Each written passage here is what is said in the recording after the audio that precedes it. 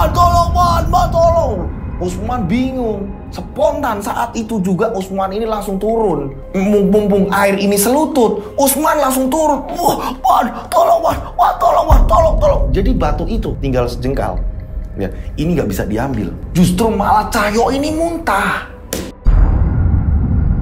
Assalamualaikum warahmatullahi wabarakatuh. Kembali lagi bersama saya Rian Agus Widodo. Apa kabar semuanya? Mudah-mudahan kalian dalam keadaan sehat walafiat, itulah doa saya setiap hari ya. Matur nuwun udah selalu setia menemani channel saya ya kan. Mudah-mudahan semua penikmat channel Rian Agus Widodo di dalam keadaan sehat walafiat terus menerus ya kan. Amin. Monggo silakan absen namanya siapa, kotanya di mana, biar saya ini kenal tambah deket dengan kalian ya. Dan mohon maaf kemarin ini saya sempat nggak tayang karena sedang sakit tenggorokan ya. Buat nelen aja susah banget. Tapi sekarang mudah-mudahan bisa menghibur kalian semuanya dengan kiriman-kiriman cerita dari subscriber. Oke? Pastikan semuanya udah absen. Cerita kali ini kiriman dari subscriber juga masih. Ini menceritakan tentang ada dua orang sahabat. Mereka ini hidupnya ini penuh dengan masalah. Selalu berurusan dengan hutang. Sampai suatu ketika mereka berdua ini mendengar kabar tentang pesugihan batu mustika. Lewat perantara dukun. Akhirnya mereka berdua menemukan batu tersebut. Akan tetapi, sial. Ketika sudah berada di depan batu itu, mereka ini saat mau mengambil lupa akan mantranya. Apa yang akan terjadi pada mereka? Konon katanya, batu mustika ini bisa merenggut nyawa. Tak perlu lama-lama lagi, kita langsung saja menuju ke ceritanya.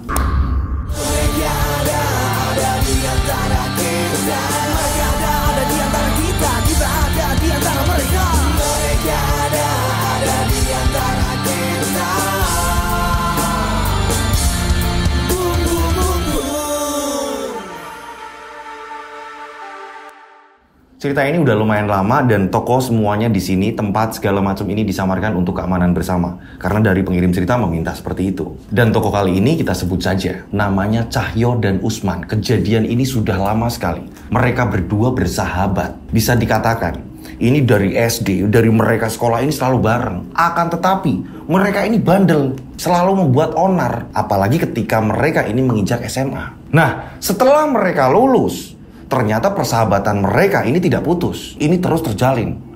Nah, mereka ini gila yang namanya judi. Cahyo ini sebagai jokinya. Nah, Usman dia bertugas ini untuk nyari uang. Man, apapun yang terjadi kamu nyari uang. Aku main di sini. Jadi ada sebuah perkebunan, ya kan, yang jauh dari masyarakat. Disitulah Cahyo ini main kartu. Nah, Usman ditugaskan ini untuk mencari uang. Malak-malak orang di pasar, di terminal. Ini bisa dikatakan ini hampir kayak preman. Sesuka hati sih Usman. Nanti kalau Usman udah dapat uang, Usman langsung balik lagi ke Cahyo. Gimana Tio? Kurang berapa? Gimana? Ini kita udah menang. Uang kita segini sekarang.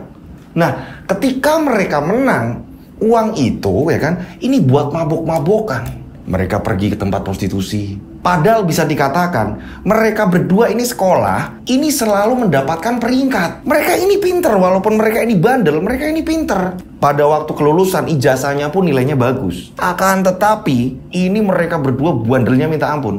Singkat cerita ya kan, berjalannya waktu ya kan, yang awalnya Cahyo selalu menang, ini kedatangan orang baru. Dia pemain juga, pemain kartu, pemain judi. Ternyata dia jago. Kebingungan lah Cahyo di sini lah. Ini orang dari mana? Sampai Cahyo ini tanya, Mas, aku baru lihat mukanya sampean. Iya Mas, aku udah lama ngerantau di Jakarta. Dan sekarang aku pulang, ya kayak gini. Aku pengen gabung sama orang-orang kampung. Aku dari kampung sebelah Mas. Nah, Cahyo ketar-ketir di sini. Karena apa? Setiap kartu-kartu yang ada di tangan Cahyo, orang tersebut ini tahu. Usman ini langsung diperintah Cahyo, Man, cari uang lagi man. Nah, pada saat itu ternyata benar Cahyo kalah. Cahyo sempat berhenti main, Usman belum datang. Ini Usman kemana? Kok nggak datang?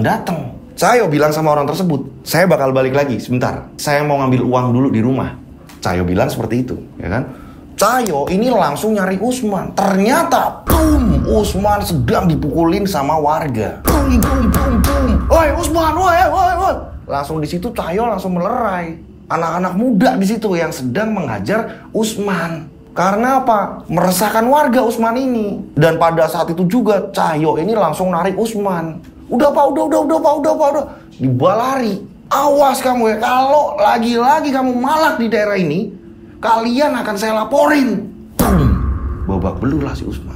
Man, maafin aku. Mereka ini bersahabat, tapi kehidupan mereka ini penuh dengan yang namanya urusan kriminal bisa dikatakan. Karena udah malak orang, memeras orang, judi. Nah, lewat kejadian Usman tersebut, dan Cahyo di sini juga pengen membalikan uangnya yang udah kalah sama penjudi yang baru ini. Akhirnya Cahyo sama Usman ini berpikir, Usman maafin aku. Yang jelas kalau kamu minta lagi, aku nggak tega kalau kamu nanti di jalan kenapa-napa. Iya yo, aku kayaknya kapok deh yo. Karena pada saat itu mungkin warga udah geram sama aku yo. Jadi langkah apa lagi nih agar judi kamu menang, terus kita dapat duit banyak. Ya udah sekarang ini aja, gimana kalau kita minjem duit aja, ya rentenir yang ada di kampung kita lah. Nggak apa-apa lah, ada bunga-bunga nanti gampang. Nah, mungkin kalau kayak gitu lebih aman. Disinilah Usman dan Cahyo ini memberanikan diri untuk pinjem ke rentenir dengan bunga yang benar-benar nggak logis. Akan tetapi, Cahyo yakin akan bisa mengembalikan lebih. Nah, saat itu juga dipinjemilah sama rentenir. Cahyo pun bilang, ini biasanya bunganya berapa persen akan aku naikin. Tenang mbak. Nggak cuma satu orang. Pindah lagi ke siapa. Setelah mendapatkan uang itu, barulah Cahyo dan Usman pergi tempat perjudian. Pada saat judi, ya kan, lagi-lagi, ya kan, si penjudi baru itu mengalahkan Cahyo. Cahyo pusing di sini. Wah berat man. Kita untuk bayar ini gimana ya man?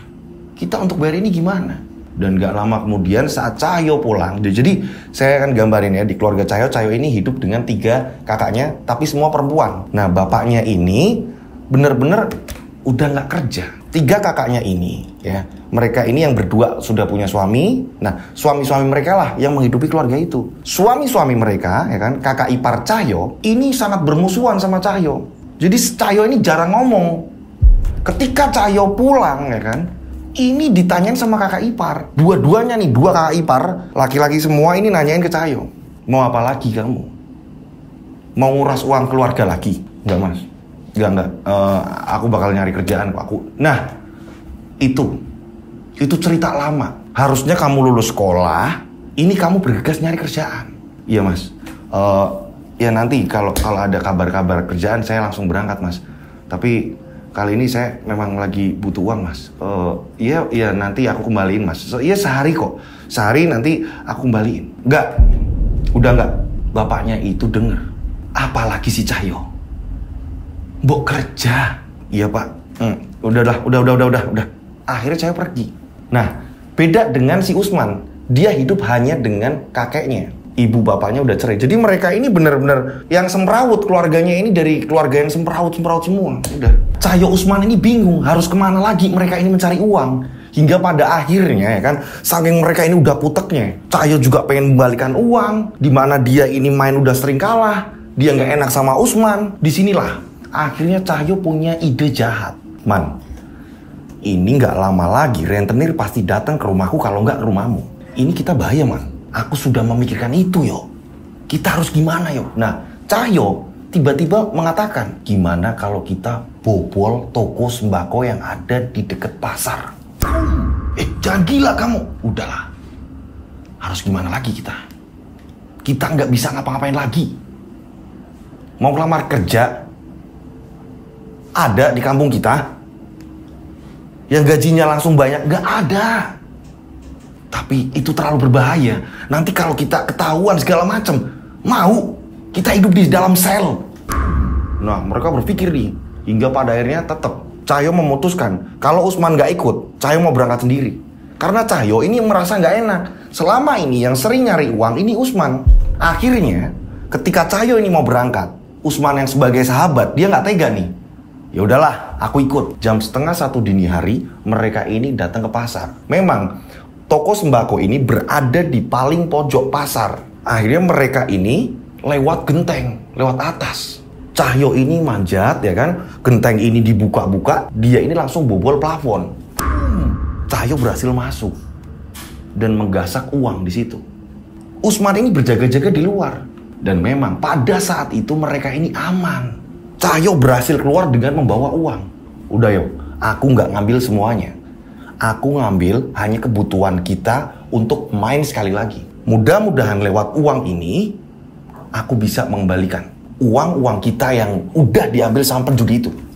Singkat cerita, keesokan harinya, pasar digegerkan. Akan tetapi, walaupun di pasar geger ada maling, mereka ini nggak ketahuan. Mereka akhirnya pergi ke kebun lagi, di mana di situ adalah tempat judi. Mereka datang lagi ke situ, mereka main lagi nih si Cahyo, dang, berapa kali putaran, main lagi, dang, boom, dan akhirnya kalah. Si penjudi itu sampai bilang, ini buat bekal kalian ya, maaf, aku udah nguras uang kalian.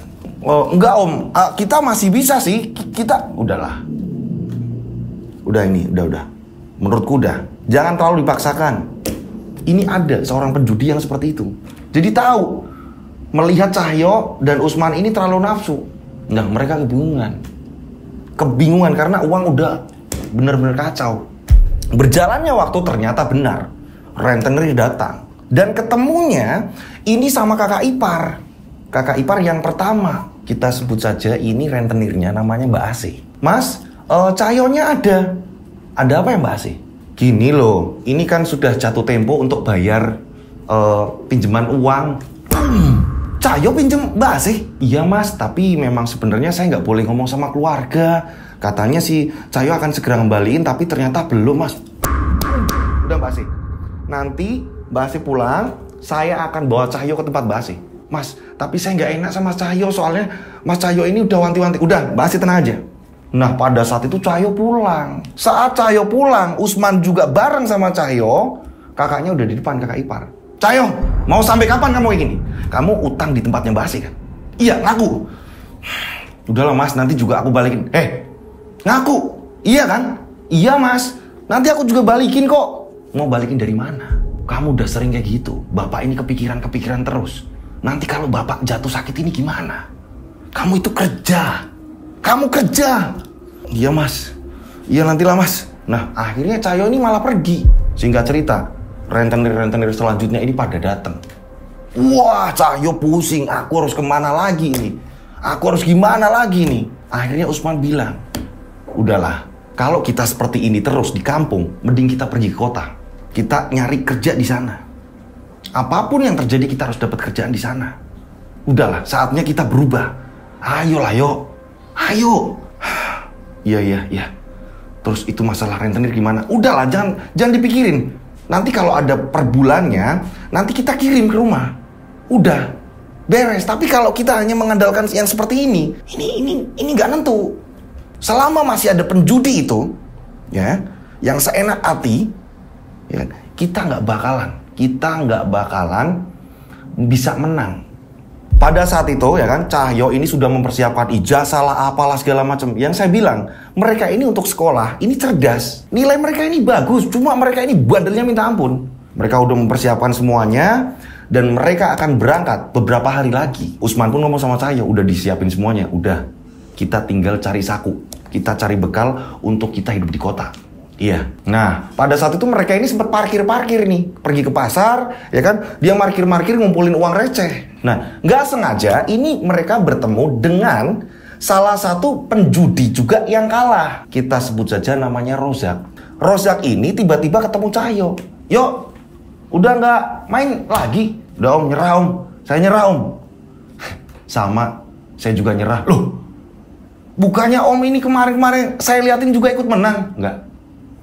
Si penjudi baru itu, ya, kita sebut saja penjudi baru yang sering menangan, kita sebut saja namanya Parman. Nah di sini Om Rozak ini bilang, si Parman itu, penjudi baru itu, dia ini mainnya ini curang. Curang gimana Om? Kalian kerasa nggak? Kalau kita ini ketika mau membanting kartu, ketika kita mau membuang kartu, dia selalu tahu apa yang akan kita buang. Dan di mulut dia ini selalu komat kamit. Entah apa yang dibacanya, dan kalian ngamatin nggak? Kalau ada sehelai bulu ayam, itu selalu diselipkan di telinga. Dan setelah aku nyari tahu, ternyata dia ini sering pergi ke dukun. Udah jelas dia ini bersekutu dengan iblis. Makanya kita ini kalah.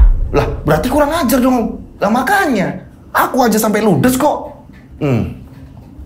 Cahyo denger, Usman pun denger. Geramlah mereka berdua.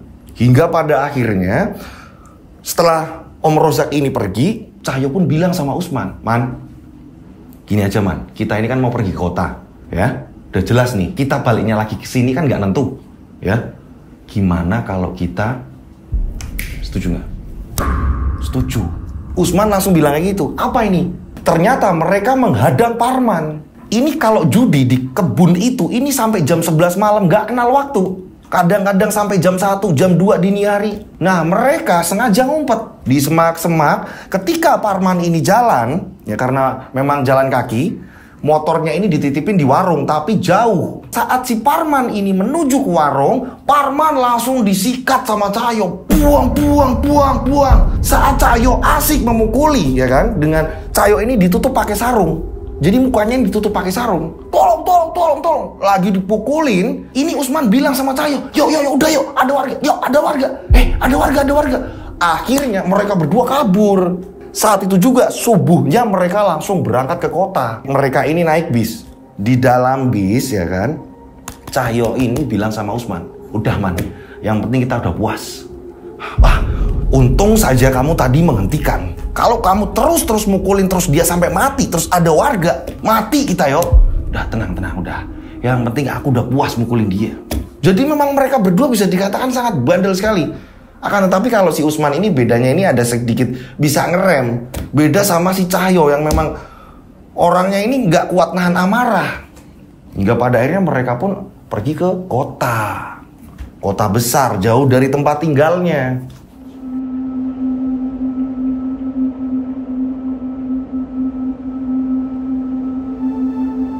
Singkat cerita, sesampainya mereka ini di kota, ini Usman bingung. Kita udah sampai di kota, kita mau gimana? Kita mau tinggal di mana?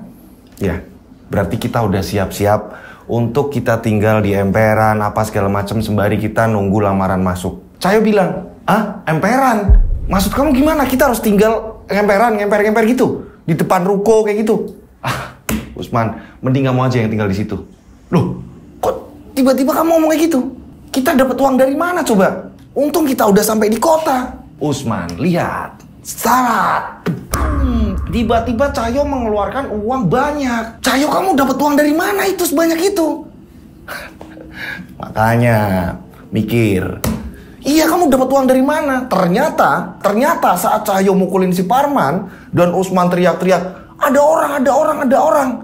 Saat itu juga Cahyo mengambil uang dari hasil menangnya Parman judi. Diambil semuanya. Nah, disitulah Cahyo ini punya uang. Gimana Usman? Keren nggak sahabat kamu ini? Keren nggak?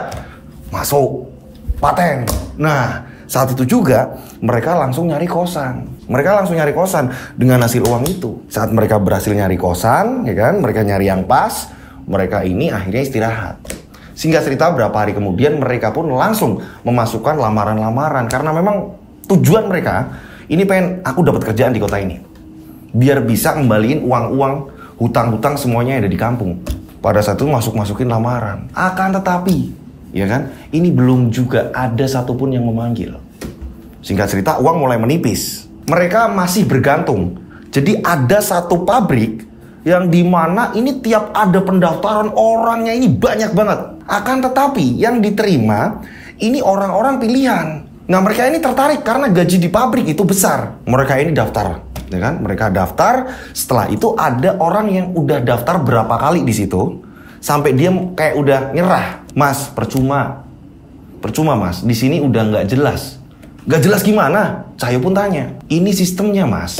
Kita harus kenal orang dalam. Terus caranya? Kita kerja aja belum kenal orang dalam gimana? Mas, ada calonya Mas. Harus lewat calo kalau kayak gini Mas. Saya nggak punya uang, ya udahlah, mending saya pulang kampung. Calonya sebelah mana Mas? Calonya? Itu Mas. Itu yang di sana, dia duduk di sana. Dia Mas. Itu ada di warung itu. Di samping warung, Mas samperin, tanya aja. Ternyata orang-orang yang mendaftar dan berhasil masuk diterima di pabrik itu, ini kebanyakan lewat si calo. Saat itu juga Cahyo dan Usman mendekati calo tersebut. Mas, numpang nanya, kalau daftar kayak gini, biar bisa diterima gimana ya Mas? Ada uang berapa kalian? Kita sebut saja orang itu namanya Yanto. Calo tersebut yang bernama Yanto ini mengatakan, kalau memang kalian punya uang gampang, kalian tidak perlu berbaris seperti itu. Percuma, karena saya udah tahu siapa-siapa yang nanti yang masuk. Dan itu lewat saya. Kalau kalian mau, karena saya ini kenal orang dalam. Jadi kalau kalian punya uang, ini mudah. Mas, kira-kira berapa ya mas kalau kita berdua ini biar masuk di situ mas? Karena gajinya ini kan lumayan di situ mas. Memang lumayan, tapi percuma juga kalian ikut baris-baris kayak gitu. Kalau kalian nggak kenal orang-orang dalam. Ini kota bro, ya. Jadi kalian harus tahu permainan di kota bagaimana. Mas, emang harus bayar berapa tuh mas? Kalau kami ini biar bisa masuk di situ. Ya, sekian. Ini kalian bisa lihat. Wah, Cahyo dan Usman kaget. Lah, mas kok banyak banget? Berapa juta gitu. Nah, saat itu juga mereka ini kebingungan. Mas, terus terang mas, kalau tergiur kerja di situ, kami tergiur karena gajinya besar. Akan tetapi, kami tidak punya uang awal segitu, mas. Usman pun nambahin, mas, tolonglah mas, kami pengen kerja di sini, mas. Usman cerita, kami di kampung itu udah jelek, mas, namanya. Dan utang kami banyak, mas. Kami pengen melunasi utang-utang kami yang ada di kampung, mas. Tolong, mas. Tolong, mas. Duh, kalian gimana sih? Ya udahlah nanti, kalau masih ada sisa kuota. Tapi kita harus bikin perjanjian. Perjanjian gimana mas? Kalian siap nggak? 3 bulan pertama gaji itu milik saya. Deal nggak? Jadi kamu dan kamu ini 3 bulan pertama storein ke saya. Gaji 3 bulan pertama. Setuju nggak? Gimana toh? Itu pun saya lihat kuota. Kalau memang udah nggak ada yang berani lagi, ya udah terpaksa. Dengan cara seperti itu kalian bisa. Gimana? Iya mas. Kalau gitu kabarin kami aja mas. Kami akan selalu kesini mas. Dan kami akan nunggu di warung ini. Ya udah. Besok pagi kalian juga kesini lagi. Terus sampai itu penutupan. Iya mas. Nah singkat cerita keesokan ini mereka datang lagi ke situ. Ternyata kuota masih terus. Dah hingga pada akhirnya pendaftaran pun ditutup. Akhirnya Yanto ngomong sama mereka, kalian bisa masuk. Boom. Ya bener mas. Iya. Tapi ingat perjanjian kita. 3 bulan gaji pertama kalian itu milik saya mutlak. Paham? Karena di sini kalian bakalan betah. Gajinya ini gede. Ya? Ngerti? Ini kota, bro, ya? Iya, Mas. Bikinlah perjanjian di situ ya kan? Tertulis. Mereka mau nih. Oke. Akhirnya mereka pun masuk di situ kerja. Kerjalah di pabrik, ya kan? Mas, horornya di mana? Nih, di sinilah.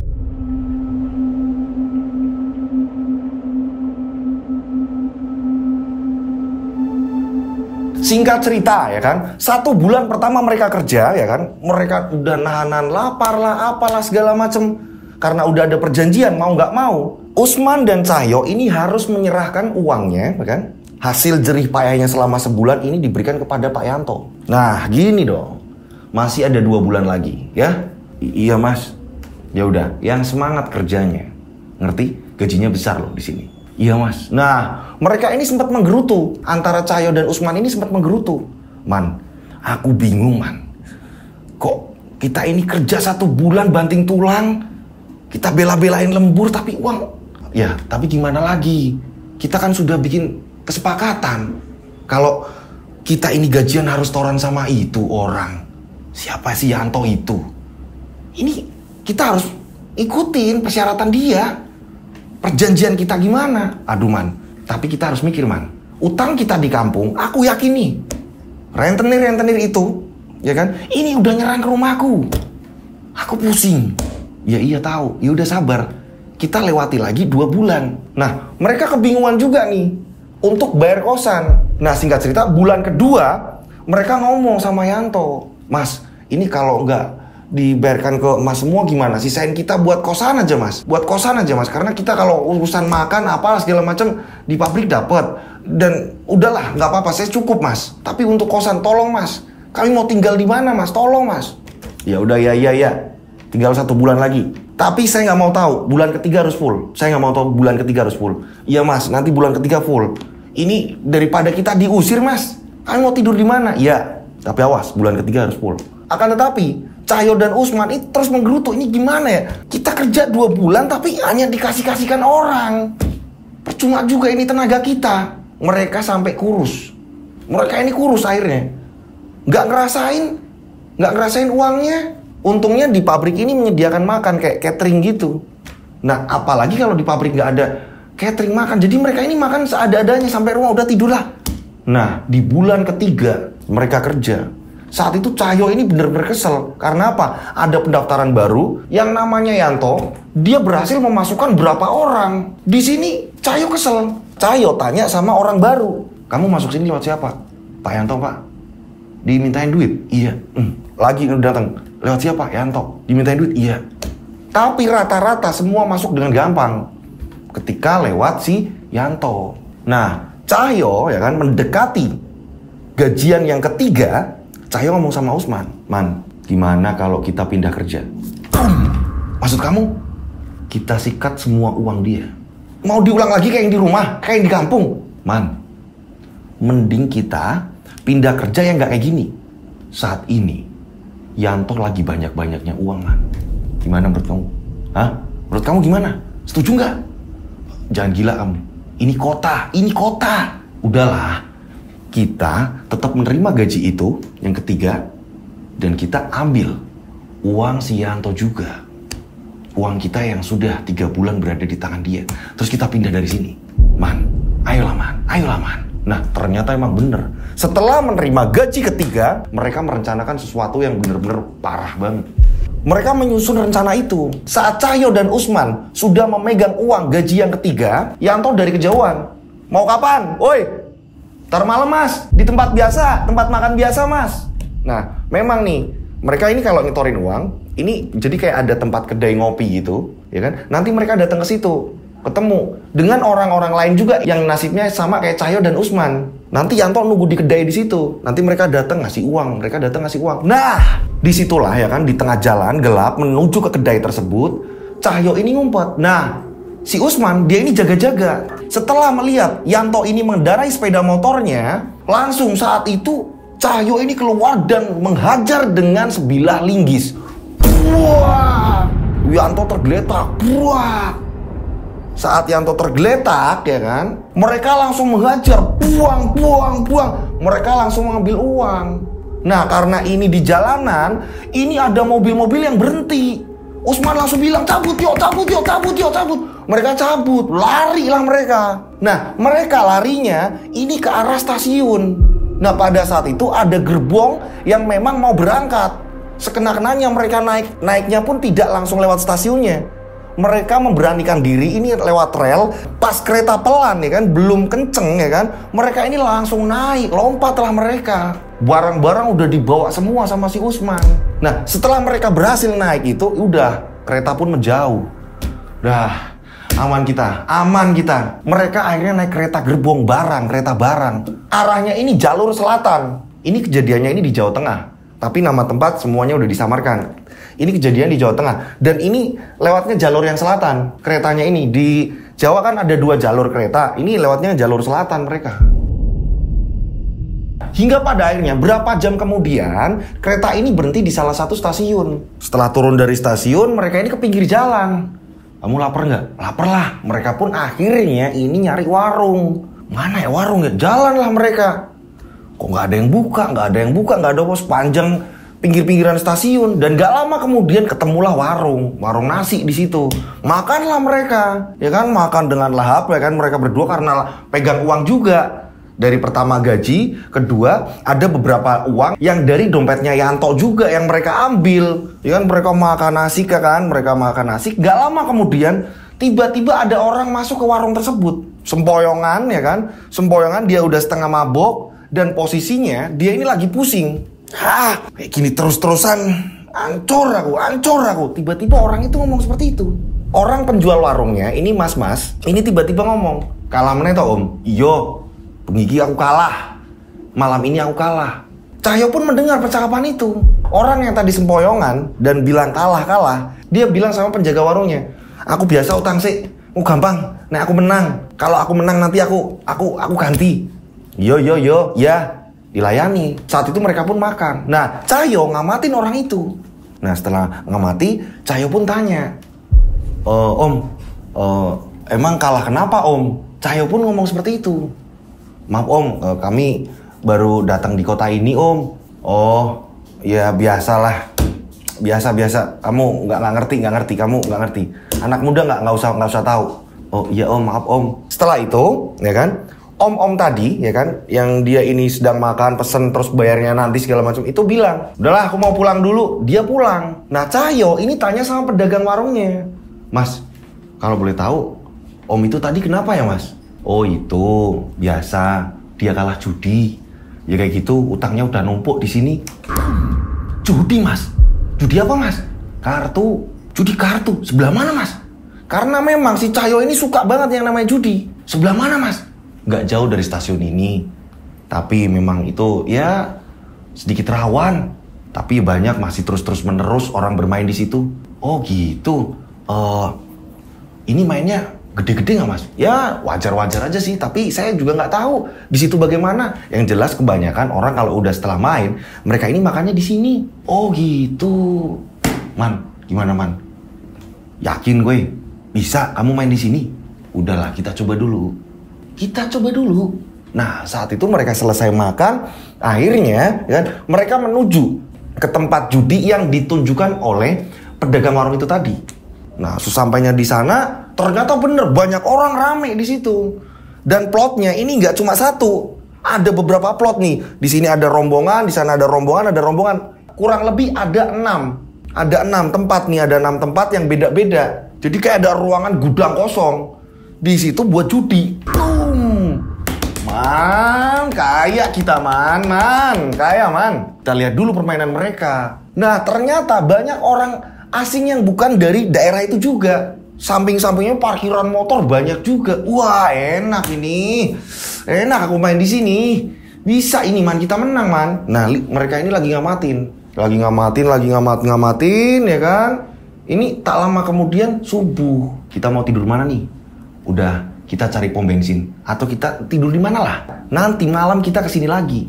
Singkat cerita, ya kan? Mereka tidur seada-adanya. Malam harinya mereka datang lagi ke situ. Yang namanya Cahyo ini gampang untuk kenal orang. Mulai dari orang-orang parkiran, terus di situ langsung kenal sama yang lain-lain. Cahyo langsung gabung di situ.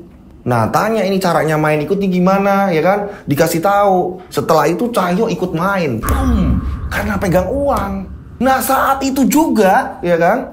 Cahyo ini main pertama kalah. Usman bilang, sekali lagi lah. Main lagi, kalah lagi. Sekali lagi.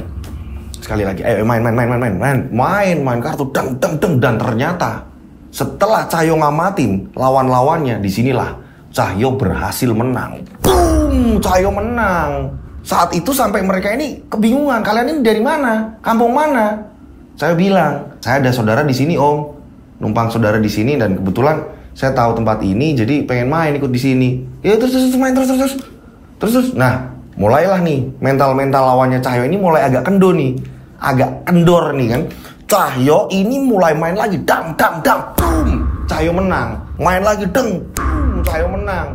Terus menerus hingga akhirnya uang Cahyo banyak. Menang. Pada malam hari itu mereka pengen ngerasain nikmatnya tidur di hotel gimana sih. Nyari hotel mereka. Cahyo bilang, man, kita kumpulin uang, setelah itu kita pulang.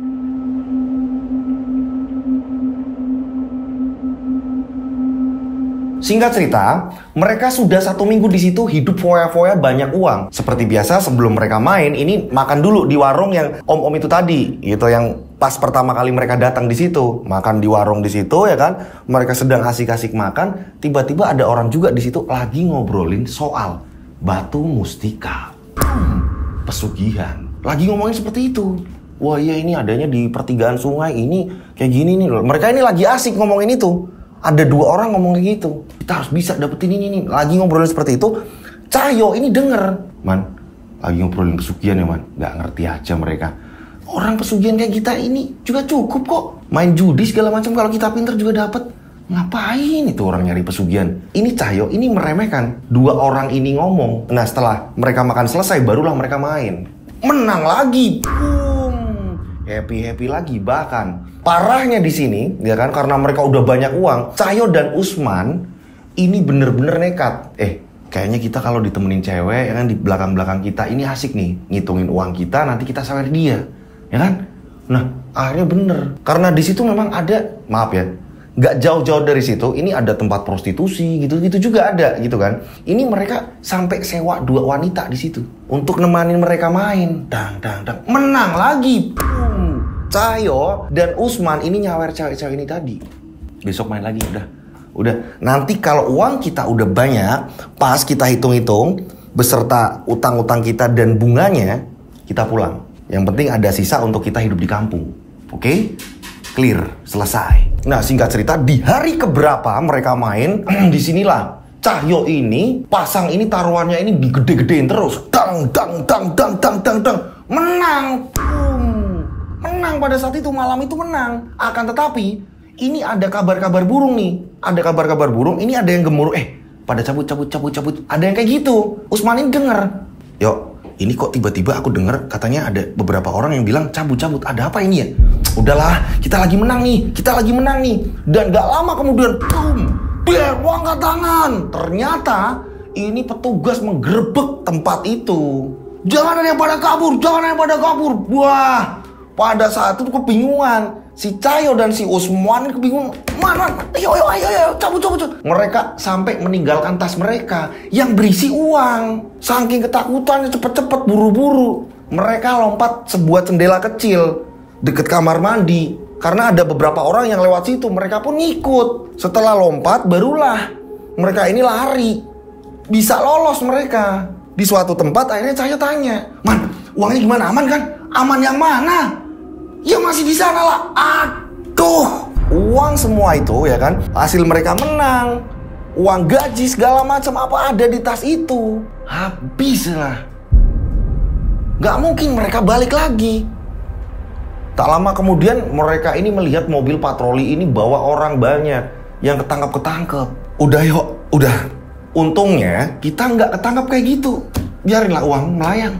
Cahyo ngomong, "Lah terus kehidupan kita selanjutnya gimana? Kita udah gak punya apa-apa." Mereka kebingungan. Mereka bingung, mereka ini jalan kaki gak tahu kemana. Ya kan, sepanjang jalan mereka ini kayak udah pasrah. Soalnya udah menang banyak, mereka udah ngerasain menang banyak. Dan uang itu udah jelas-jelas banyak. Bahkan ketika buat ngelunasin hutang, ini sudah ada sisa. Udah ada sisa untuk pegangan mereka di kampung. Tapi lenyap. Gak mungkin mereka ini datang lagi ke situ. Karena di situ udah ada petugas yang nangkap orang-orang di situ. Usman pun mengatakan, "Bener kan? Tadi ada gosip-gosip kayak gitu, ternyata bener." Saat Cahyo dan Usman ini mereka lagi kebingungan, entah mau kemana lagi. Mereka ini mau berjalan kemana lagi, sejauh mana lagi, ya kan? Ini tiba-tiba ada beberapa motor yang lewat. Ada polisi, masih terus nyari kita. Karena ada yang beberapa orang yang melihat Cahyo saat itu main judi di situ. Jadi kayak mengingatkan. Cahyo kebingungan. Dan gak lama kemudian ada mobil pick up. Mobil pick up itu diberhentikan paksa oleh Cahyo. Pak, ikut pak. Cahyo langsung naik dan Usman. Mobil pick up kosong, mobil bak. Jalanlah mobil bak itu. Jalan pak. Jalan. Dan ternyata emang bener ada mobil patroli juga. Jadi itu memang razia besar-besaran. Nah saat itu mereka jalan terus-menerus. Nah setelah jalan, mereka ini saking bingung gitu kan ya. Karena nggak tahu ini di daerah mana, desa apa. Nah, saat mereka ini bingung, ternyata mobil bak tersebut bukannya pergi ke tempat keramaian atau apa segala macam. Justru mobil bak tersebut ini masuk ke desa yang pelosok, ke sawah-sawah. Ternyata itu mau ngambil sayur-sayur di pinggiran sawah. Mas, udah berhenti mas. Kami sampai sini tok mas. Maaf ya mas. Akhirnya mereka pun turun. Lah, kok sampai sini? Udah gitu kan. Setelah itu mereka ini lihat gubuk kecil. Mereka duduk di situ. Nah, Usman bilang, "Cahyo, nanti ketika ini mobil jalan lagi ke pasar kita ikut." Udah, aku yakin ini setelah ngangkut sayur-sayuran, ini mereka bakal jalan ke pasar. Udah jelas jalan ke pasar. Jadi kita tungguin aja udah. Nah, ketika sayur ini lagi diangkutin, lagi dimasuk-masukin ke mobil bak, saking lelahnya atau gimana, mereka ini justru malah ngantuk, ketiduran lah mereka. Mobil bak itu udah pergi ke pasar. Saat mereka terbangun kaget. Usman terbangun terlebih dahulu. Yo, bangun. Mobil udah gak ada. Posisi udah subuh. Kebingungan lah mereka. Telat kita. Tanyalah sama petani yang ada di situ. "Pak, nanti ada mobil lagi nggak?" "Nggak mas. Udah, tadi udah beberapa kali kok." Ternyata udah beberapa kali mobil lewat. Mereka bingung di situ. Ini mau gimana lagi ini kita? Gimana ini? Nah, di saung kecil tadi ya kan, mereka ini masih istirahat di situ. Dan sambil kebingungan, kita mau kemana lagi? Kita ternyata ada di sebuah desa ini terpencil. Kita bingung mau gimana lagi. Mereka debat, lagi kebingungan. Ini sampai jam 9 pagi belum ada jalan keluar. Kita mau jalan lagi, kaki kita capek udah. Lari-larian lah, apalah segala macam. Capek kita. Kok bisa kayak gini sih kita jadinya? Malah apes mereka ini. Tak lama kemudian saat mereka ini lagi kebingungan, jam 9 pagi mereka mendengar ada tumpukan kayu jatuh. Buah! Man, denger gak man? Apa sih yuk? Nah, suara apa itu? Saat itu mereka langsung ngelihat ke jalanan. Jalanan yang kiri kanan ini sawah. Ternyata ini ada seorang kakek-kakek bawa kayu terjatuh. Lah, tolongin. Akhirnya mereka langsung pergi menuju ke kakek itu. Nolong kakek itu tadi. Makasih nak, makasih. Terima kasih nak. Mbah mau kemana mbah? Saya mau pulang. Rumah saya di sana. Ayo mbah, saya bantuin mbah. Mbah ini udah tua, ngapain kayak gini sih mbah? Gak usah, gak apa-apa, saya kuat kok. Taruh di punggung saya. Gak usah. Usman ini gak tega. Lihat mbah-mbahnya ini gak tega. Yuk ayo bantuin. Iya. Akhirnya dibantuin lah mbah-mbah tadi sama mereka berdua. Nah, setelah sesampainya di tempat mbah itu tadi, ya kan, mereka ini kaget. Ternyata Pak, mbah ini tinggal di satu gubuk kecil di situ. Tinggal di situ, ya kan, mbah ini sebatang kara. Sebentar, kalian jangan kemana-mana. Tak bikinin minum ya. Kalian tunggu di sini. Mbah, nggak usah, nggak apa-apa, ya. Nah, akhirnya mbah itu tadi bikinin minum. Ngobrol-ngobrol, ya kan. Mbah pun nanya, kalian dari mana? Di sini ini gimana ceritanya? Diceritakanlah sama Usman dan Cahyo ini. Mereka cerita, kita kayak gini mbak. Akhirnya kita ini sekarang di sini mbak. Cerita. Ya udah, tempat kalian itu jauh. Sementara di sini dulu. Nunggu besok. Ya, kalau ada mobil sayur baru kalian ikut lagi. Karena adanya itu tiap pagi. Itu jam 3. Iya mbak. Tapi repotin gak mbak kita nggak di sini? Nggak apa-apa. Beberapa jam kemudian, kurang lebih mendekati zuhur, ya kan? Ini bener-bener mbak ini sendirian tinggal di situ. Mereka berdua nggak melihat rumah apa-apa gitu, nggak ada. Hanya ada gubuk kecil di situ. Mereka nggak lihat, hanya tanaman-tanaman liar, pohon-pohon jati yang mereka lihat. Dan gak lama kemudian, ini tiba-tiba ada mobil lewat ke situ. Mobil dan langsung parkir. Lah, kok ada mobil ke sini? Siapa? Ternyata ya kan, ini ada tamu mbah itu. Mbah, saya makasih mbah. Saya datang lagi ke sini mau ucapin terima kasih mbah. Saya bawa oleh-oleh nih mbah. Yuk, apa itu yuk? Aku juga nggak ngerti. Akhirnya orang tersebut ya kan, ini masuk dan sebelum masuk sempat menyapa Cahyo dan Usman. Mas, iya pak. Akhirnya bapak-bapak itu masuk, si tamu ini masuk ke rumah. Saat masuk ke dalam gubuk itu, ini bapak-bapak itu cerita, makasih mbah. Dagangan saya laris terus. Ini ada sedikit ya oleh-oleh buat mbak lah. Aduh kok repot-repot. Nggak apa-apa. Cahyo sama Usman ini bertanya-tanya, ini kakek-kakek ini siapa? Dan gak lama kemudian tamu tersebut ini pergi. Cahyo dan Usman bingung. Setelah itu kakek keluar. Kalian doyan ini nggak? Ini dimakan. Jadi kayak ada ubi gitu, disuguhkan kepada mereka. Makan dulu ya. Maaf, kakek tinggal dulu. Kakek ada keperluan. Iya kek. Nah akhirnya si kakek ini pergi. Dia masuk ke arah hutan. Mereka berdua duduk-duduk di... Jadi kayak ada kursi anyaman bambu gitu kan. Kalau di tempat saya ini namanya linca. Nah mereka ini duduk di situ. Sampai kebingungan, ini kakek ini siapa? Nah Cahyo penasaran. Aku mau masuk ke gubuknya ya. Aku pengen ngerti dalamnya ini ada apa lagi. Nah disinilah Usman melarang. Ojo, udah. Jangan konyol, udah kita di sini aja udah. Dan gak lama kemudian tiba-tiba ada lagi tamu. Dia naik motor, ada 3 motor ke situ. Semua berboncengan. Salah satu turun dan langsung tanya, Mas, Mbah Rogonya ada mas? Oh, itu berarti namanya Mbah Rogo man. Lah, iya yuk. Oh, mbahnya lagi keluar tadi, masuk ke dalam hutan. Kami nggak ngerti pak, soalnya kami juga tamu juga. Oh gitu, ditunggu aja pak. Oh iya. Akhirnya mereka menunggu. Mereka ini nunggu, ini nggak berani masuk ke dalam rumah. Usman ngomong, nah mereka tamu-tamu itu aja nggak berani masuk. Masa kamu mau masuk nyelonong? Iya man, iya.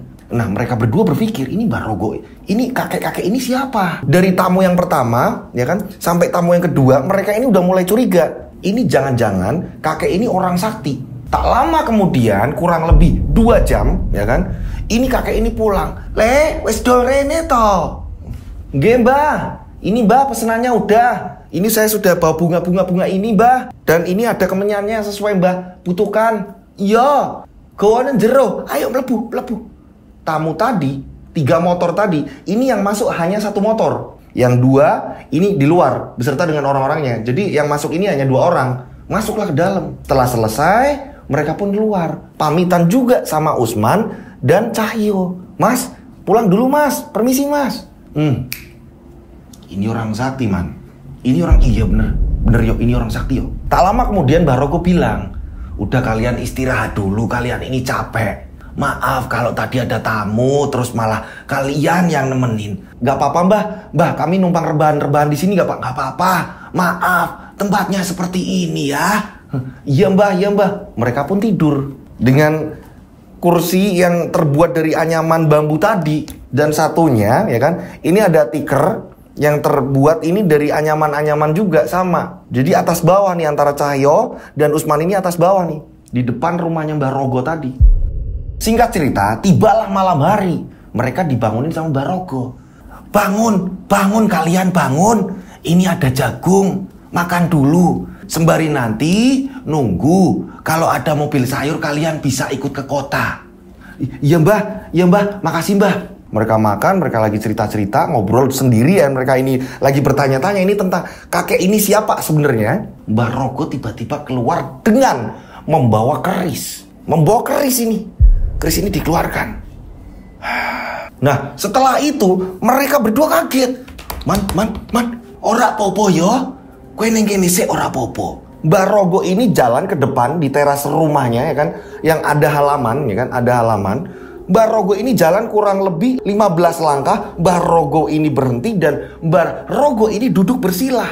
Kerisnya dihadapkan ke atas. Tak lama kemudian setelah keris dihadapkan ke atas, keris ini tiba-tiba berdiri sendiri di dasar tanah. Kebetulan pada saat itu terang bulan, jadi sinar yang menerangi di situ ini hanya sinar dari rembulan, dari bulan, terangnya langit.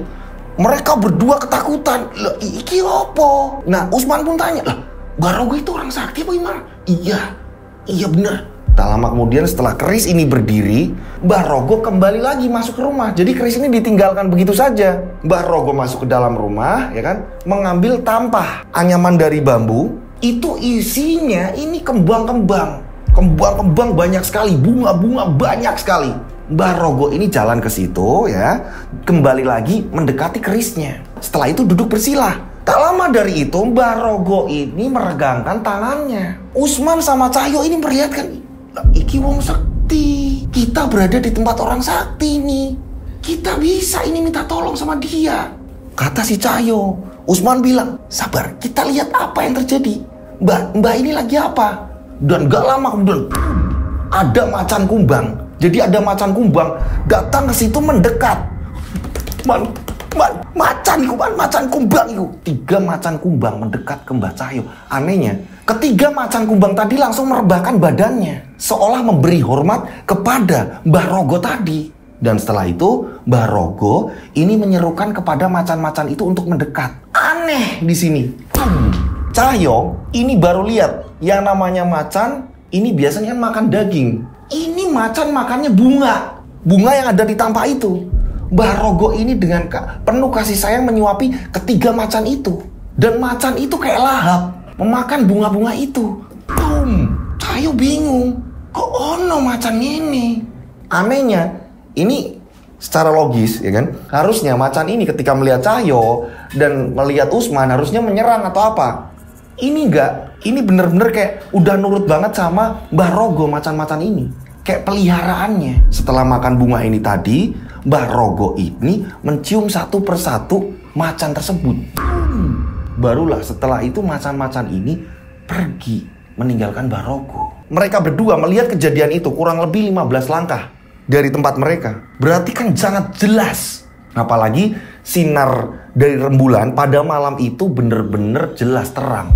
Saat itu ya kan Mbah Rogo ini kembali berritual. Masih di tempat itu bersila. Nah disinilah di sisi lain Cahyo ini inget. Man, kamu inget gak? waktu ada orang bilang di warung batu mustika yang itu bisa untuk pesugihan, Man. Kamu ingat nggak? Iya, yo, aku ingat. Aku ingat, yo. Coba kita tanya soal batu itu. Ini bener apa enggak adanya batu itu? Iya, yo. Coba kita tanya. Dan gak lama kemudian setelah selesai, Mbah Rogo menghampiri mereka. Mbah Rogo akhirnya duduk bersama di situ. Cahyo yang berada duduk di kursi yang dari anyaman bambu tadi langsung tiba-tiba turun juga duduk di situ. Karena Mbah Rogo juga ikut bersilah duduk di situ di bawah. Cahyo langsung turun. Maaf, Mbah, maaf, gak apa-apa, gak apa-apa. Maaf yo. Ya, ginilah, aku lagi bantuin orang. Ya semuanya kersane Gusti. Nah, Mbah Rogo ini lagi ngobrol seperti itu, ya kan? Di sini Cahyo ini tanya, Mbah, mau tanya apa? Nanti sebentar lagi, hanya tinggal berapa jam lagi kok mobil sayur datang. Iya, Mbah, iya, ada yang saya mau tanyakan, Mbah. Mau tanya apa? Meteko nopo? Saat itu juga Cahyo mengatakan, Mbah, saya ini pernah dengar, Mbah, batu mustika yang untuk pesugihan itu adanya di mana dan itu memang bener ada apa gimana sih, Mbah? Oh, iku. Wah, Yono, itu adanya di pertemuan 3 sungai. Ya, lumayan jaraknya dari sini kalau ditempuh. Harus membelah hutan, turun dari bukit, barulah ketemu sungai-sungai itu. Tapi rintangannya berat. Berat sekali. Itu masih ada sambungannya. Itu masih ada sambungannya. Sing ning kidul. Yang di selatan. Entah maksudnya apa, intinya batu mustika itu ada sambungannya yang di selatan. Hanya bilang seperti itu. Saya menduga-duga selatan. Jangan-jangan pantai selatan masih ada hubungannya. Nah, saat itu Cahyo ini tiba-tiba ngomong, saya ini sebenarnya pengen tahu aja sih, Mbak. Jadi saya pernah dengar seperti itu dan katanya kok itu bisa untuk pesugihan atau apa. Hanya seperti itu sih, Mbak. Buat pengetahuan saya saja, Mbak. Nah, Mbah Rogo bilang, iyo, tapi itu kalau wong iki bejo. Kalau orangnya ini bener-bener memang pas dari weton lahir apa segala macam akan bisa melihat batu itu. Tapi kalau memang sengaja datang ke situ dan bukan jatahi, kalau bukan jodohnya, ya susah. Nggak bakal bisa melihat batu itu. Itu adanya di atas batu besar. Batu mustika itu akan nyala. Dan itu cara ngambilnya susah. Loh, emang ada ini ya, Mbah? Apa gitu khusus untuk mengambil itu? Oh no. Nah, pada saat itu juga, entah ini Mbah Rogo ini sadar apa tidak kalau mereka ini sebenarnya sedang mengulik gitu kan ya. Mbah Rogo menyebutkan mantranya. Mbah Rogo ini menyebutkan mantranya, mengucap mantranya. Ini Jawanya ini Jawa kuno. Jawa yang disebutkan Mbah Rogo ini kata-katanya ini Jawa kuno. Saat itu juga Cahyo ini menghafalkan. Cahyo ngapalin terus nih. Tanpa sadar Mbah Rogo itu menyebutkan mantranya untuk mengambil batu itu. Oh gitu, Mbah. Ya berarti saya jadi tahu, Mbah, tentang pengetahuan seperti itu. Iya, tapi ojo wani-wani juga watu iku. Karena watu iku iso nggak ciloko juga. Tapi kan bisa mendatangkan kekayaan atau apa, Mbah? Tergantung. Iku jodoh-jodohan. Cahyo ngucap terus nih dalam hati. Ngapalin apa? Kata-kata yang keluar dari mulutnya Mbah Rogo. Bahasa Jawa kuno tadi. Nah, singkat cerita, setelah obrolan itu Mbah Rogo bilang, "Sik yo, aku tak ning jero sik. Ono gawean sing durung rampung. Aku masuk ke dalam dulu." "Iya, Mbah. Ya, monggo silakan." Mbah Rogo masuk ke dalam. Cahyo langsung ngomong sama Usman, Man, apalin man. Ikutin kata-kataku, Man. Tadi kamu denger kan, Man? Mantra-mantra itu kamu denger kan, Man? Iya, tapi kamu nanti denger. Udah apalin aja. Mereka ngapalin. Tidak begitu panjang, tapi ini bahasanya ini Jawa kuno. Nah, gak lama kemudian Mbah Rogo ini keluar lagi. Wes wayahe, kok ono mobil ning sawah sing kowe ketemu aku awal. Kamu nunggu aja di situ. Nanti ada mobil sebentar lagi. Tunggu di situ. Ojo keturun meneh. Jangan ketiduran lagi, yo. Nggih, Mbah. Iya, Mbah. Kalau gitu kami pamit permisi dulu, Mbah. Iya, hati-hati yo. Hati-hati yo, Nak. Hati-hati. Akhirnya berpamitan sama Mbah Rogo. Mereka berdua, ini Usman arahnya ini awalnya ini mau ke tempat penjemputan sayur itu tadi. Tiba-tiba Cahyo bilang, "Man, Barago udah bilang tadi, gak jauh dari sini, ini ada sungai. Kita cari di bukit-bukit itu. Masa iya gak ketemu? Mumpung terang bulan." Lah, kamu beneran kamu mau nyari batu itu? Man, nanggung. Udah di tempat ini. Udah, Man, nanggung. Kita cari aliran air itu. Mumpung di sini, kapan lagi kita? Nggak mungkin, kampung kita ini jauh dari hal-hal kayak gini. Ini mumpung kita ada di sini. Usman udah mengatakan, udahlah, mending kita pulang aja. Kita mau pulang, terus kita ke rumah, pulang ke kampung, nggak bawa apa-apa gitu. Iya, Man. Nah, akhirnya Usman pun ngikut. Apa kata si Cahyo? Bukannya malah ke tempat sayuran, ya kan? Mobil datang gitu, nungguin di situ. Enggak, mereka ini masuk ke dalam hutan dan mencari aliran sungai. Berjalanlah mereka. Saat mereka ini jalan, tiba-tiba Cahyo mendengar, "Man, sungai, Man. Sungai, kamu dengar, Man, aliran sungai itu?" Jadi mereka ini memang bandel-bandel. Gak ada rasa takutnya. Tanpa bekal apa-apa loh. Mereka ini, aku ngapalin ini terus, Man. Mantra ini ngapalin, kamu juga ngapalin. Yo, jalan terus mereka. Lagi ngapalin terus, dia ucapin sepanjang jalan. Di sini dari pengirim cerita nggak dituliskan rapalan itu. Sempat saya meminta rapalannya apa sih, Kak? Gitu. Rapalannya yang pas pada waktu itu, tapi nggak disebutin. Maaf, saya nggak bisa nyebutin yang itu, Mas. Gitu. Nah, jadi ya saya nurut dari pengirim cerita. Yang jelas di situ menyebutkan kayak bahasa Jawa kuno. Terus menghafal itu tadi, menghafal sepanjang jalan ini menghafal. Ini tiba-tiba Usman melihat. Ini kalau di tempat saya ini namanya kunyang. Ini lewat di samping mereka. Wow. Ini lewat. Dan balik lagi, saat balik, ini bentukannya, ya kan? Ini kayak orang tua, rambutnya ini panjang, badannya ini separuh. Dan usus-ususnya ini pada keluar. Ini badannya separuh. Tangannya ini, kukunya ini panjang-panjang melewati mereka. Hampir 2 kali. Kunyang itu bolak-balik. Kalau di tempat saya ini namanya kunyang. Nggak tahu kalau di tempat kalian apa namanya. Jadi bentukannya ini rambutnya panjang acak-acakan, matanya ini merah, badannya separuh dan usus-ususnya bagian-bagian jeroan perut ini keluar. Jadi kayak bergelantungan gitu, terbang. Man, yo, ngeri banget yo. Apa itu yo? Udah, jalan terus. Mereka terus melanjutkan perjalanan. Mereka emang bandel-bandel banget.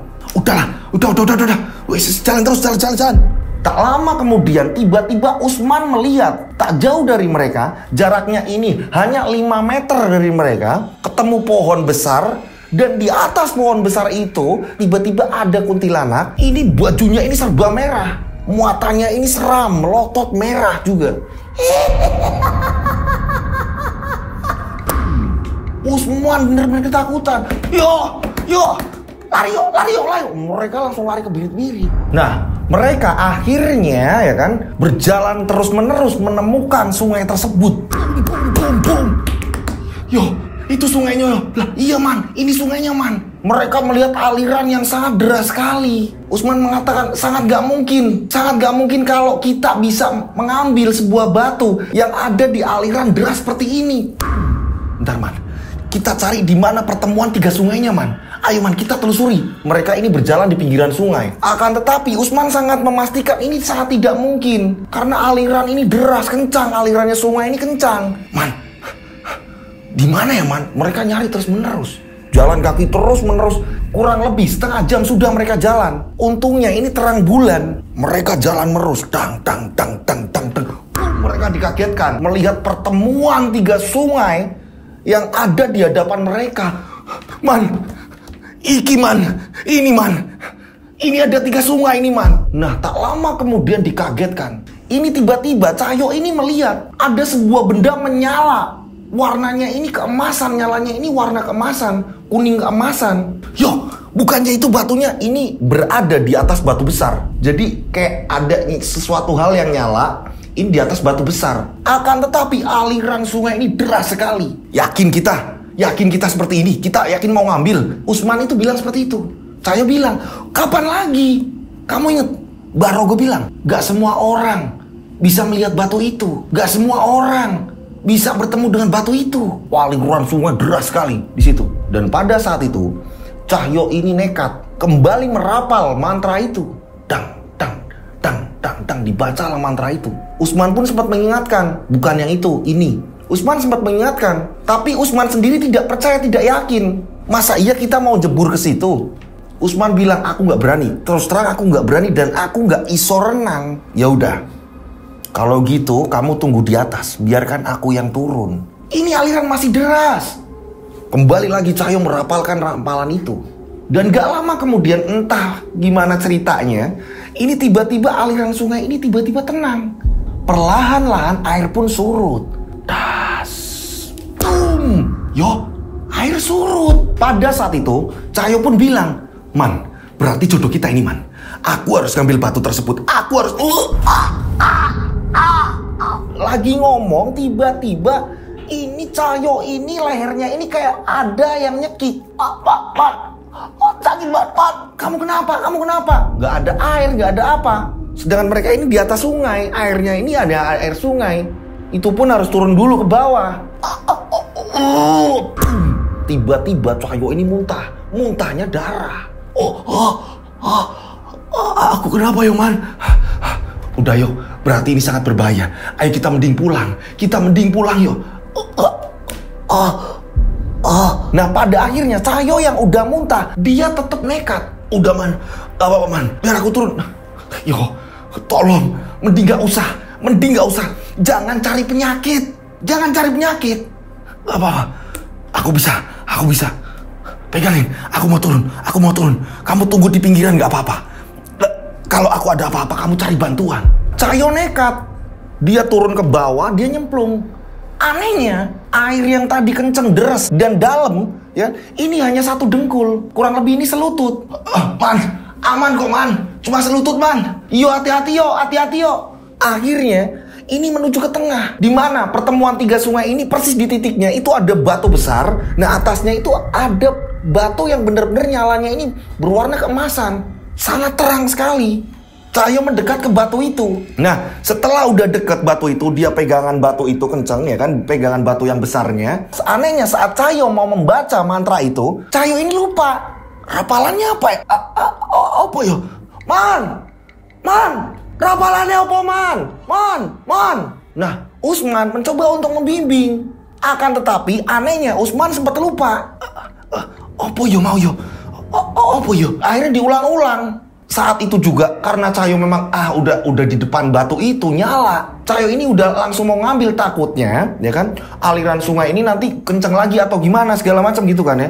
Ini Cahyo mau menyaut batu itu, langsung mau mengambil. Saat mau mengambil, Cahyo justru malah muntah.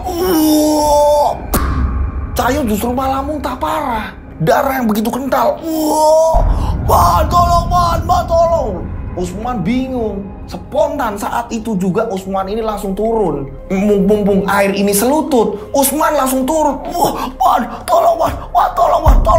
Jadi batu itu tinggal sejengkal. Ya, ini nggak bisa diambil. Justru malah Cahyo ini muntah. Usman langsung menyeret Cahyo. Sakit banget leherku, sakit banget. Diangkatlah ke atas. Setelah naik ke atas, barulah air itu datang lagi. Air itu datang lagi dengan kencang. Batu itu perlahan tertutup aliran air. Jadi kayak tenggelam, batu itu kayak tenggelam. Untung mereka ini selamat. Cahyo ini dadanya merasakan sakit dan muntah terus menerus. Berapa meter jalan muntah lagi.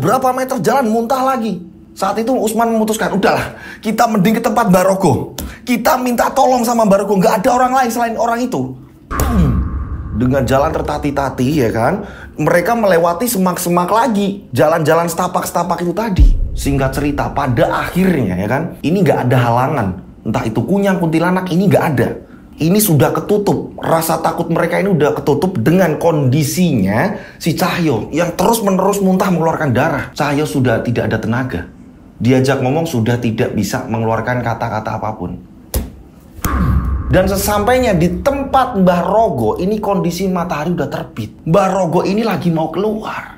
Mbah, dipanggil sama Usman. Mbah, iya, kenapa kamu gak pulang? Kenapa kamu menantang maut? Akhirnya Mbah Rogo ini menyuruh Cahyo ini untuk rebahan di Yang saya bilang tadi, anyaman bambu. Kalau di tempat saya ini namanya linca. Ditidurkanlah di situ. Kan aku wis ngomong. Balio, mulai. Kenapa kalian menantang maut? Mbah gak tahu mbah. Ini tiba-tiba Cahyo kondisinya seperti ini. Mbah Rogo ikut membantu. Dan setelah itu Mbah Rogo ini tercengang. Ora, bukan soal batu itu ini. Bukan soal batu itu. Hah? Temanmu ini, sahabatmu ini, terkena sebuah serangan. Terkena sebuah serangan.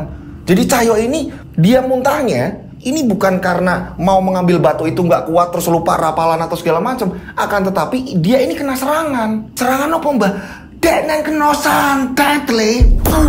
Dan saat itu juga Mbah Rogo ini yang awalnya mau beraktivitas atau apa segala macam memutuskan untuk mengurus Cahyo. Mbah Rogo ini membuat sebuah ramuan atau apa segala macam. Setelah itu keluar lagi. Di situ Usman hanya berdoa, Mbak tolong Mbak sembuhkan teman saya. Iyo le, iyo. Iki ono wong sing ora seneng. Ini ada orang yang tidak suka dan ingin membunuh kalian. Mbak saya juga gak ngerti Mbak. Apa ini semua saya gak ngerti Mbak. Setelah itu Mbah Rogo pun mengatakan, Carno wae sik le. Separuh nyawone koncomu iki, separuhnya ini belum pulang. Usman ini ketakutan kok bisa kayak gini. Nah setelah itu udah diatasin sama Mbah Rogo. Cahyo ini tidur ya kan. Saat itu Mbah Rogo pun mengatakan, opo sing mbok lakoke sebenarnya? Ada apa? Karena ini bukan gara-gara batu mustika itu. Yang jelas kalian tidak kuat mengambil batu itu. Tak segampang itu. Saya tahu kalian ini perginya ini gak ke rumah. Saya tahu. Saya merasakan hal itu. Karena aku dipeseni kon jogo alam bagian iki. Akhirnya ya kan, karena Mbah Rogo mendesak, disinilah Usman pun bercerita. Banyak mbah, keonaran apa segala macam. Tapi saya nggak ngerti mbah, siapa pelakunya mbah. Kalian pernah nggak? Kalian ingkar janji terhadap orang itu? Pak Yanto, iku wongi. Dia yang kamu sebut itu. Dia yang mengirimkan santet terhadap Cahyo. Pak Yanto mbah, apa yang sudah kamu lakukan sama dia? Kamu ingkar perjanjiannya?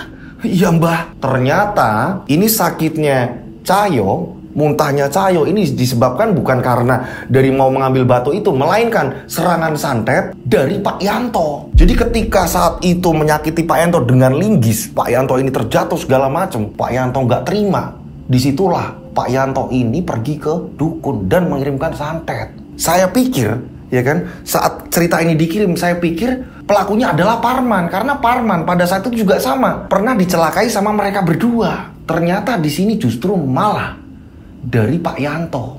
Pak Yanto nggak terima dan Pak Yanto ini punya dukun kuat, kata Mbah Rogo. Nah Mbah Rogo di sini berpesan, ini kalau sudah pulang, alangkah baiknya minta maaf sama orang itu. Pulang lagi minta maaf. Iki ngeri nih nyowo kalian. Nah setelah itu ya kan, gak lama kemudian 2 hari sudah Cahyo ini tertidur ya kan. Dan di hari ketiganya Cahyo baru siuman. Setelah Cahyo siuman, di situ Usman pun mengatakan, kita harus minta maaf ke ini. Cahyo pun cerita, Cahyo ternyata dibawa ke alam yang bener-bener Cahyo ini gak ngerti. Intinya pada saat itu Cahyo ini seperti tangannya ini diikat ya kan. Tangannya ini diikat kayak ada 2 pohon di kiri kanannya. Dan kakinya ini dibentangkan. Nah saat itu juga ini kayak ada busur panah terus menerus menghajar ke jantungnya. Cahyo menceritakan, aku juga diajar busur panah terus menerus. Sikilku, tanganku kayak dipentang loh. Cahyo menceritakan. Pada saat itu akhirnya pesan dari Mbah Rogo, pulanglah ke sana, baru kalian aman. Mbah Rogo hanya bisa mengatakan hal itu. Mereka pun akhirnya apapun yang terjadi, entah itu dengan gimana caranya, mereka berusaha untuk balik lagi ketemu Pak Yanto. Dan pada saat itu Mbah Rogo hanya mengatakan, akan dipermudah kalau kalian minta maaf. Dan ternyata benar. Berapa jam kemudian tiba-tiba ada tamu naik mobil ke situ. Ini tamunya Mbah Rogo. Ternyata tamunya Mbah Rogo berasal dari kota. Di mana kota itu adalah tempat tinggal Yanto. Dekat dengan pabrik kerja mereka yang dulu. Mbah Rogo mengatakan untuk minta maaf. Saat itu juga mereka pun numpang di mobil itu. Kayak dipermudah. Untungnya ya kan, yang punya mobil ini tamunya dari Mbah Rogo mau nganter. Ayo mas, saya anter mas, gak apa-apa mas. Dianter sama tamunya Mbah Rogo. Usman pun berpikir, ini kok ada orang yang sampai kenal Mbah Rogo di pelosok-pelosok kayak gini. Sedangkan ini udah dekat dengan hutan belantara. Kok ada orang kota yang kesini? Ini informasinya ini dari mana gitu loh. Nah saat itu akhirnya mereka berdua ya kan, ini numpang. Singkat cerita, ini muter-muter ketemulah rumah Yanto. Ketika tanya-tanya ke orang-orang yang deket-deket dari pabrik, ketemulah rumah Yanto, barulah di situ, singkat cerita, Cahyo dan Usman ini minta maaf. Yanto pun bilang, makanya jangan main-main dengan aku. Paham kalian? Paham pak, maafin kami pak, maafin kami. Saya tahu pelakunya kalian. Saya bawa ke jalur hukum bisa, tapi saya nggak suka seperti itu. Mending sekalian mati. Dan untung kalian datang ke sini. Jangan mainkan saya, ngerti? Iya pak, mereka minta maaf. Setelah mereka ini minta maaf, Pak Yanto pun memaafkan. Pak Yanto pun pergi ke dukunnya dan menarik semua serangan yang mengenai Cahyo. Setelah itu mereka jadi kayak ketakutan untuk melakukan kejahatan, semena-mena. Mereka ini benar-benar takut. Ada perjudian pun mereka takut.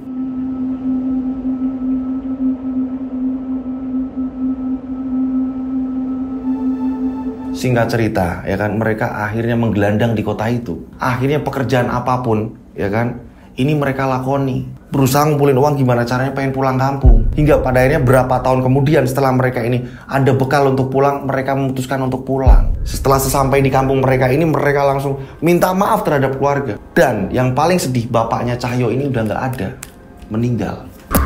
Dan hutang-hutangnya ini yang nutup kakak-kakak iparnya. Hingga pada akhirnya Usman dan Cahyo ini memilih jalan yang benar, nyari kerja yang benar, yang lurus gitu. Nah, itulah pengalaman kisah yang dialami oleh dua orang sahabat. Menurut kalian ini bagaimana ceritanya? Pesan-pesan dari cerita ini bagaimana? Monggo silakan ditulis ya di kolom komentar.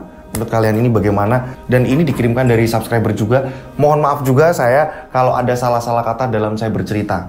Saya sesuai dengan kiriman apa yang sudah kalian tuliskan kepada saya dan saya menghafal. Dan untuk diceritakan kembali kepada semua penikmat channel Rian Agus Widodo. Mohon maaf kalau ada salah-salah kata ya. Nah, buat teman-teman yang udah ngirim cerita, saya mau ucapkan banyak terima kasih. Mohon maaf juga kalau ada salah-salah kata. Buat teman-teman di rumah yang pengen punya cerita pengalaman kalian mengenai hal-hal mistis atau apa yang pernah kalian alami, monggo kalian bisa kirimkan. Caranya, kalian bisa tulis di WhatsApp. Ini dikirim per paragraf atau per kalimat. Diketiknya nih, diketik per paragraf atau per kalimat. Nah, konfliknya seperti apa, nama yang mau disamarkan seperti apa, teror hantunya seperti apa, ya kan? Terus penanggulangannya seperti apa, jelas di situ. Ya, oke, udah. Nah, ditulis per paragraf atau per kalimat. Dikirimnya kemana? Kalian bisa kirim ke DM Instagram saya @dodosinju.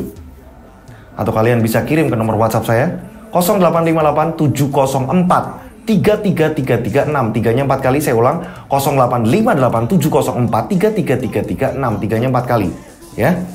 Seperti biasa dikasih nama dan kota kalian, jangan langsung tulis cerita tapi belum ada nama dan nggak ada kota, saya kebingungan nantinya ya. Biar saya ini nge-save, biar saya ini ketika saya bingung atau apa saya bisa telepon gitu, saya bisa telepon dan biar saya ini dijelaskan urutan ceritanya gitu ya. Dan saya berdoa mudah-mudahan penikmat channel Rian Agus Widodo ini banyak rezeki melimpah, amin. Selalu dilindungi Allah Subhanahu Wa Taala, dijauhkan dari mara bahaya, amin. Yang lagi ada ujian banyak segala macam segera diangkat dan sukses, amin. Ya kan, yang lagi banyak hutang segera dilunaskan hutang-hutangnya, panjang umur sehat selalu, amin. Akhir kata saya Rian Agus Widodo dan Mbak Anggita yang bertugas pada malam hari ini mengucapkan wassalamualaikum warahmatullahi wabarakatuh. Mereka ada di antara kita. Mereka ada di antara kita. Subscribe channel Rian Agus Widodo, kisah misteri. Mereka ada di antara kita. Nyalakan lonceng, notif, tinggalkan komen, share. Mereka ada di antara kita. Mereka ada di antara kita. Kita ada di antara mereka. Mereka ada di antara kita. Mereka ada di antara kita. Mereka ada di antara kita. Kita ada di antara mereka. Mereka ada di antara kita.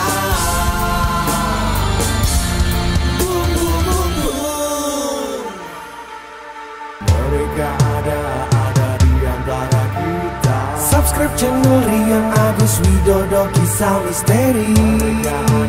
Ada di antara kita. Nyalakan lonceng, notif, tinggalkan komen, share.